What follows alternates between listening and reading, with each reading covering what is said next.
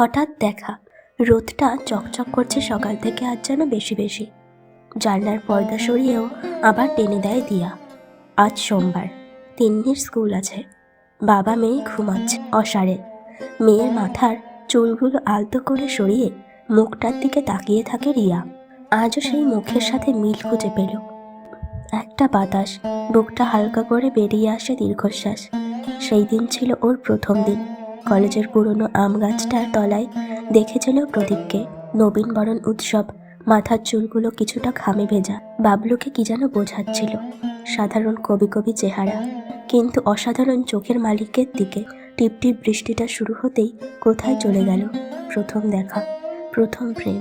মানব পাশ দিয়ে ফিরতেই দিয়া ওদিক থেকে সোজা বর্তমানে এসে পড়ল।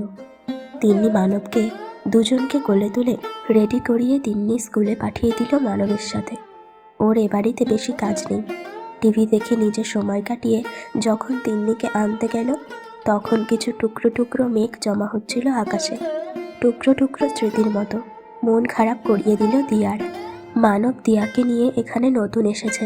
আগে ওরা যাদবপুরে থাকতো না, শ্বশুর বাড়িতে টালিগঞ্জের দিকে থাকতো। মেয়ে গাড়িতে আসতো স্কুল। পড়াশোনার সুবিধার জন্য এখন এখানে চলে এসেছে ফ্ল্যাট নিয়ে।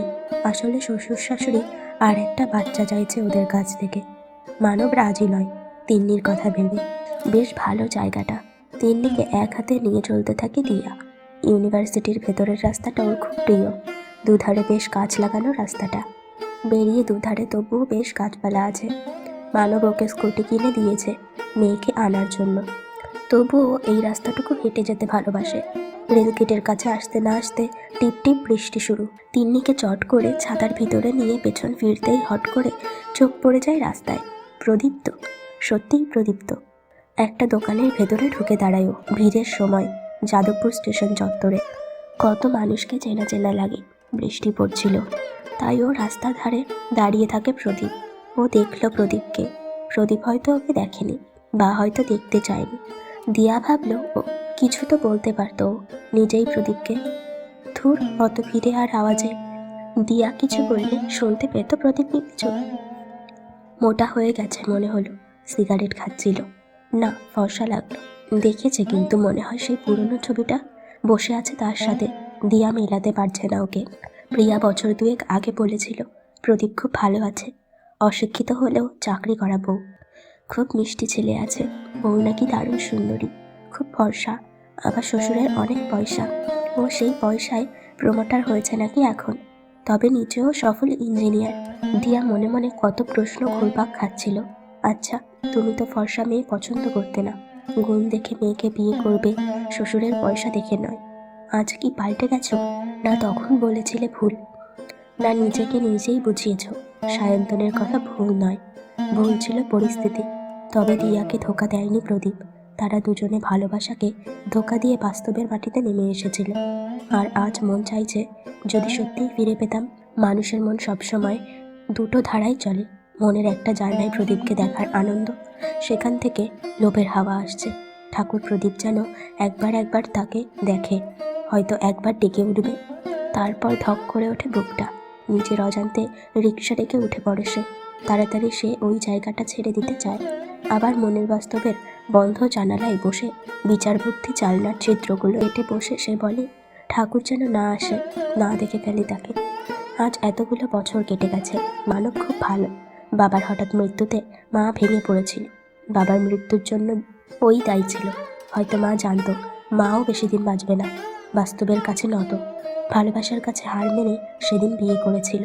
তবে ভালোবাসার একটা নতুন রূপ সে দেখেছে। হ্যাঁ, ভালোবাসার নতুন রূপ, যে একসাথে সংসার করলেও একটা অভ্যাসে ভালোবাসা বেঁচে থাকে। নিজেদের ভালো লাগার মানুষটাকে না পেলেও কখনো কখনো ভালো থাকা যায়।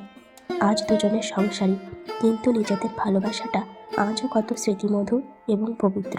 সে সময়ে প্রদীপকে বিয়ে করা মানে ওর পুরো কেরিয়ার নষ্ট করা। সংসারের চাপে পড়ে ও কোনোদিন সেই জায়গায় পৌঁছতে পারতো না। আর যেখানে আছে, দুদিন পর বোঝা মনে হতো রিয়াকে। সুন্দর প্রেমটা হয়ে যেত চরম ভুলের মতন। আর যদি প্রদীপ জানতো রিয়ার কোলে আছে তার সন্তান, প্রদীপ কোনোদিন রিয়াকে অন্য কারোর সাথে বিয়ে করতে দিত না। প্রদীপ প্রতারক নয়, দিয়া তখন সরে এসেছিল। আর নিজের তাগিদে আঁকড়ে ধরেছিল মানবকে। মানব সব দিয়েছে তাকে, সংসার, সম্মান, এমনকি দিয়াকে নষ্ট করতে দেয়নি তার ভালোবাসার চিহ্নকে। দিয়া পেয়েছে অবলম্বন, আর মানব বাবা হিসেবে খুব ভালোবাসে তিন্নিকে, দিয়াকে সম্মান করে, দিয়া সম্মান করে ওকে। দুজনের সুখের সংসার। প্রদীপকে সে জীবনে পায়নি, কিন্তু স্মৃতিতে বড় উজ্জ্বল হয়ে আছে ওর মনের গোপন কোণে। ওরা প্রেমের সময় ঠিক করেছিল মেয়ে হলে নাম দেব তিন্নি। মানব সেই নাম রাখতে দিয়েছে ওকে। ভালোবাসার সন্তান বুক জুড়ে আছে দিয়া।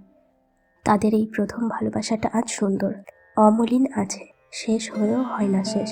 কলিং বেল আছে, হঠাৎ দরজায় ঠক ঠক। দিয়া দরজা খুলে দেখলো মানব। মানব বলে, দেখো তো কে এসেছেন।